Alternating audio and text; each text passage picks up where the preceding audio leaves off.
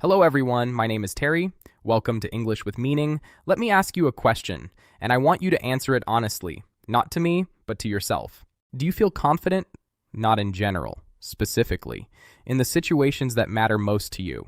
When you speak English with native speakers, do you feel confident? When you walk into an important meeting or a job interview or a room full of people you do not know, do you feel confident? When you have something important to say, do you say it? Or do you wait, hesitate, and then say nothing? If your honest answer was no, or sometimes but not reliably, then this episode is for you. Today, we talk about confidence, real confidence. Not the performance of confidence, not fake it till you make it. The actual thing, how it works, why most people build it wrong, and what you can do starting today to build it for real. I speak clearly at B1-B2 level. At the end of the episode, 10 vocabulary words with full explanations. Let's get into it. Are you ready? Let's go. I want to start by clearing up what confidence is not, because most people are trying to build the wrong thing. Confidence is not the absence of fear.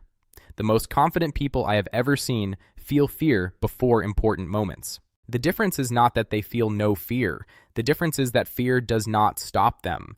Confidence is not a personality trait you are born with. You are not born confident or unconfident. Confidence is a skill. Like all skills, it is built through specific types of practice. Some people had environments that built it early. Some did not. But nobody is permanently locked out of it. Confidence is not about feeling good about yourself all the time. Real confidence is quieter and stronger than that. It is not a feeling. It is a decision to act, even when the feeling is not there yet. Confidence is not fake it till you make it. Performance without substance is exhausting and unsustainable, and the people around you usually sense it. Real confidence is not a performance. It is evidence that you have done the work. So if confidence is not a personality trait, not a feeling, and not a performance, where does it come from? The answer is simpler than most people expect. Confidence comes from evidence, specifically the accumulated evidence of your own past actions. Every time you did something difficult and survived, your brain filed that experience. I did that. I can reference that. Every time you spoke in a language that was not your own and were understood, that is a small deposit in your confidence account. Every time you avoided the difficult thing, stayed quiet when you wanted to speak, or chose the safe option when the challenging one was available, that was a withdrawal. Confidence is not a feeling that appears before action. It is a feeling that appears because of action. The sequence is almost always action, experience, evidence, confidence, more action. Most people wait for confidence before they act. But confidence only comes after you act. The waiting is the trap. This is why the advice, just be more confident, is useless. You cannot decide to feel confident. You can only decide to act, and let the confidence follow from the evidence of that action. And here is the critical practical implication. You cannot build confidence by thinking, reading, or planning.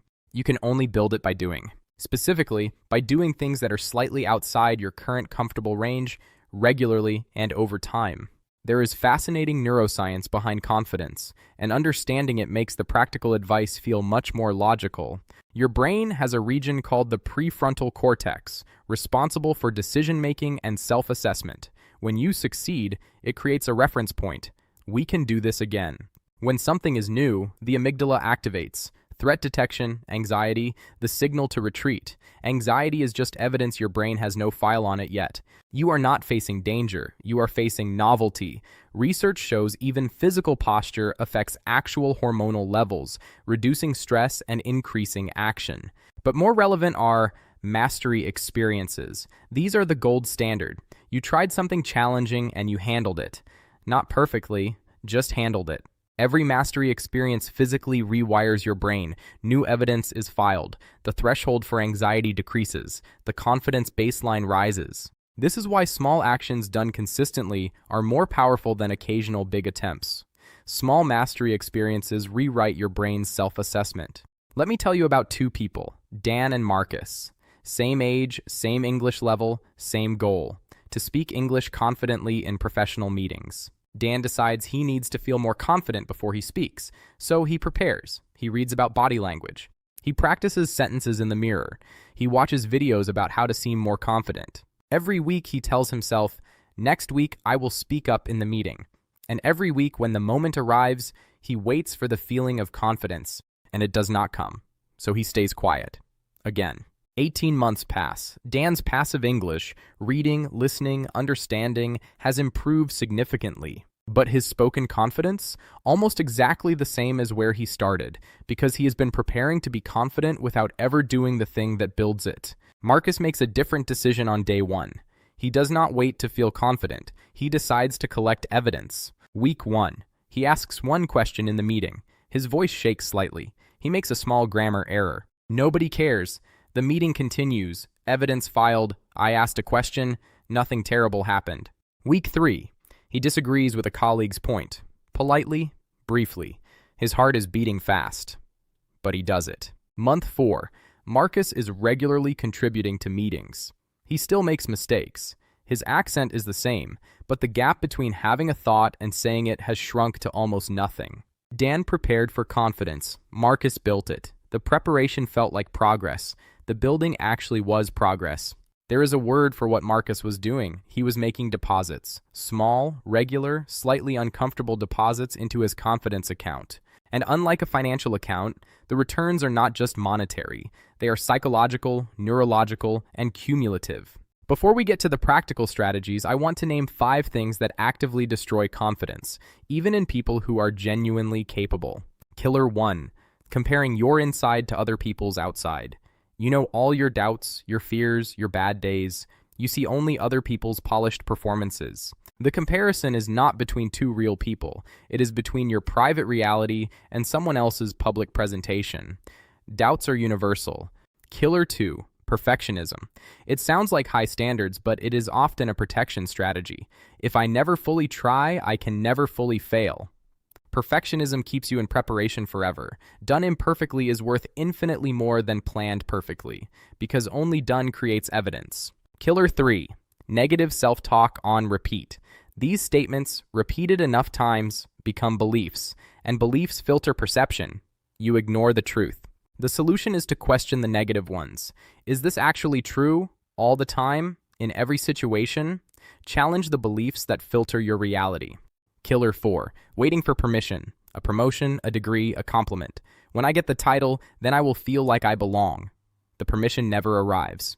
Confidence does not come from external validation. It comes from internal evidence. Don't wait for someone else to tell you that you are ready. Killer 5. Catastrophizing the consequence of failure.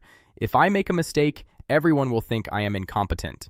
The imagined consequence is exaggerated. Ask, what is the most realistic consequence?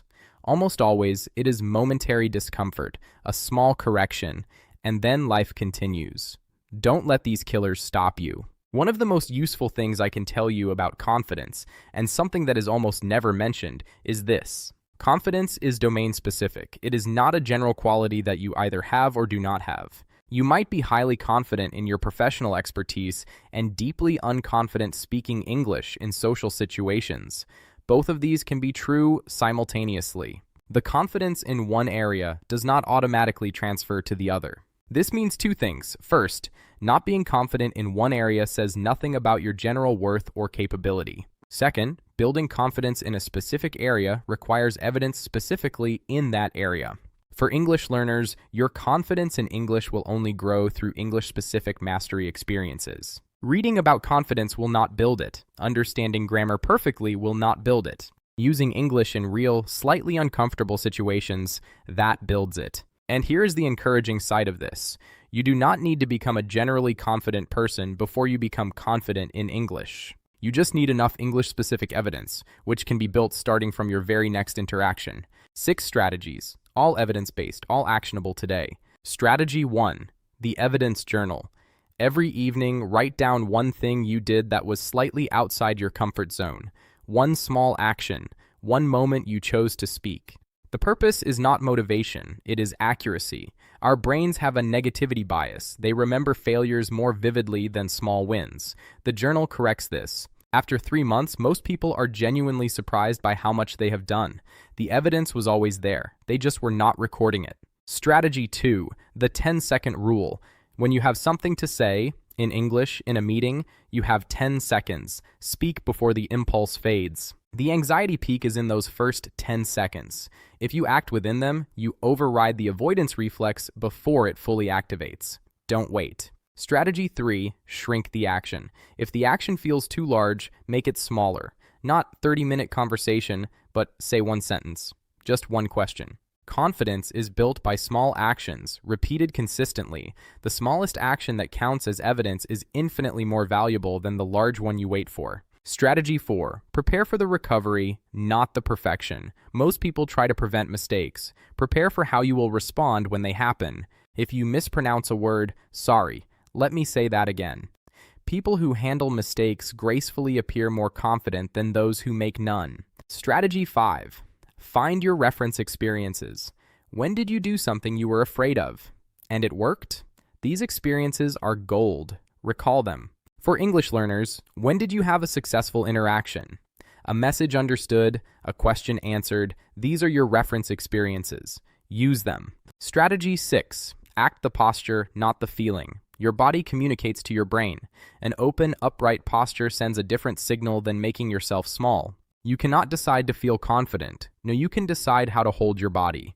That decision sends a signal, both outward and inward. Stand like you have done this. Stand like someone who has done this before, not because you are pretending, because the evidence in your journal says you actually have. I want to talk directly about English now, because for everyone listening, this is where the topic becomes most personal. Here is something I want you to hear very clearly. You already know enough English to communicate in most situations you are afraid of. Read that again. You already know enough. The grammar you have is sufficient. The vocabulary you have is sufficient. What is not yet sufficient is the evidence. The number of times you have used what you know in real, unpredictable, imperfect situations. English confidence is not a grammar problem. It is an evidence problem. And the only solution to an evidence problem is to go collect evidence. Every time you speak English and are understood, evidence. Every time you write in English and someone responds, evidence. Every time you make a mistake and the conversation continues, evidence that mistakes are survivable. Every time you forget a word and find another one, evidence of real-world adaptability. None of these require perfection. All of them build real, lasting English confidence. Your challenge this week, one of these. Speak one sentence in English to a real person, not a practice partner, a real interaction. Leave one comment in English on a video or article, signed with your real name. In your next English interaction, say something you would normally stay quiet about. One action, this week, before the feeling of confidence arrives, because the feeling follows the action, never the other way around. I want to finish the main section with what I call the confidence paradox. Most people think, I need to feel confident before I act. The reality is, I need to act before I feel confident. These are two completely opposite sequences, and only one of them is real. The paradox is this: the moment you most need to act is the moment you feel least ready to, and the only way out of that feeling of not being ready is to act anyway, which creates the evidence that eventually makes the feeling unnecessary. Confidence is not a door you walk through when it opens. It is a door that only opens from the inside, and the handle is on your side. Nobody gives you confidence. No certificate, no compliment, no level of preparation produces it. You produce it through action, through evidence, through the accumulated proof that you have done the thing and you are still here. The people you admire for their confidence did not wake up one day feeling it. They built it, slowly, imperfectly, through 1,000 small actions that most of them would tell you felt uncomfortable at the time. You are not waiting for confidence. You are building it, and the building started the moment you decided to be honest about where you are, and to take the next small action anyway. 4 questions before the vocabulary section. Please take a moment with each one. Question 1. In which specific situation do you most want to feel more confident? Be precise. Not speaking English, but speaking English in meetings with my international colleagues on Thursday mornings. Question 2. What evidence do you already have that you can handle that situation? At least partially. Think carefully. There is probably more evidence than you immediately recall. Question 3. What is the smallest possible action this week that would add one new piece of evidence to your file? Question 4. What is the story you tell yourself about why you are not ready yet? Write it down. Then ask, is this actually true, or is it a protection strategy? Write your answer to question 3 in the comments below. That is your commitment. I read every single one. 10 words from today's episode. All B1, B2 level. Listen, repeat, and use one of them today. 1. Confidence. The feeling or belief that you can do something well, that you are capable and able to handle a situation. Confidence is a noun. The adjective is confident. The adverb is confidently. Confidence is specific, not general. You can be confident in writing English, but not in speaking it. Being confident at work does not automatically make you confident socially. His confidence in English grew significantly after he started having real conversations. She spoke with quiet confidence, steady and clear. A. I want to feel more confident before my presentation next week. B. What would confidence feel like specifically? A. Like I know what I'm talking about. B. You do know. The confidence comes after you prove that to yourself, not before. 2. Evidence. Facts, experiences, or information that show whether something is true. Proof that supports a belief. Evidence refers to your personal record of past actions. Things you have tried, experiences you have survived, skills you have demonstrated. Evidence is uncountable. Some evidence, not an evidence. But you can say, a piece of evidence. It is what proves your case. He stopped saying, I'm not confident, when he looked at the evidence. 3 promotions in 5 years. The evidence was in her journal. A. I just don't think I'm good enough to apply for this position. B. What evidence do you have that you're not good enough? A. I don't know, it just feels that way. B. Feelings are not evidence. What are the actual facts? Number 3. Hesitate. To pause before doing or saying something because you feel uncertain, nervous, or unsure. The noun is hesitation. Common phrases, without hesitation or don't hesitate to do something. Note, hesitate is followed by to plus infinitive. For example, she hesitated to speak. Example, he hesitated for a moment before answering, and in that moment, someone else spoke instead. Don't hesitate to ask questions. The only question that doesn't help you is the one you don't ask. Dialogue. How long did you hesitate? Maybe 5 seconds. 5 seconds is too long. Next time, speak within 3. Number 4, capable. Having the ability, skill, or quality needed to do something well. Capable is an adjective. You are capable of something. She is capable of handling this. Capability is the noun. Nuance. Capable means you have the ability even if your confidence hasn't caught up yet. Example, she realized she had been capable of leading the project all along. She just needed the chance. Feeling incapable and being incapable are completely different things. Only one of them is real. Dialogue. I'm not sure I'm capable, but you're having this conversation in English right now. You're more capable than you think. Number 5, assert. To state something clearly and confidently, to make yourself heard and taken seriously. The adjective is assertive. It is the healthy middle between being passive, saying nothing, and being aggressive, forcing your view. Example, she learned to assert her ideas in meetings without apologizing for them, and it transformed how colleagues perceived her. Dialogue. Replace sorry but with I think, or in my view, that is assertive. No apology needed. Number 6, genuine. Real, authentic, and sincere. Not fake, not performed, not pretended. Genuine confidence comes from real evidence and experience, not from performance or pretending to be someone else. Example, she gave him genuinely useful feedback, not the polite kind that helps nobody. His English was not perfect, but his enthusiasm was genuine, and that came through clearly. Dialogue. Stop trying to seem confident. Start building genuine confidence through action, evidence, and real experience. Use these words this week. Be assertive, be genuine. See you in the next part. Number 7, perception. The way you see, understand, or interpret something. Your impression of a situation or person. Perception is not always accurate. It is filtered through our beliefs, experiences, and emotional state. Example, his self-perception was significantly more negative than how others actually perceived him. Dialogue. I feel like nobody takes me seriously. Is that a fact or a perception? Notice the difference. Number 8, overcome. To successfully deal with or get past a problem, obstacle, or difficult feeling. It's an irregular verb. Overcome, overcame, overcome. You overcome something like a fear or an obstacle. Example, he overcame his hesitation about speaking English not in one moment, but through hundreds of small choices. You do not overcome fear by removing it. You overcome it by acting in its presence. Dialogue.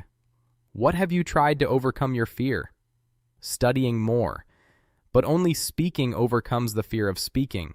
Work on your perception, overcome your hesitation. I'll see you in the next section. Number 9, consistent. Happening in the same way every time. Regular, reliable.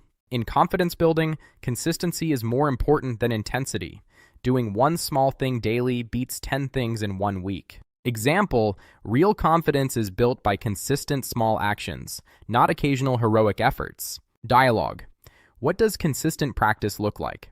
One small thing every single day. That is what builds a baseline. Number 10, potential.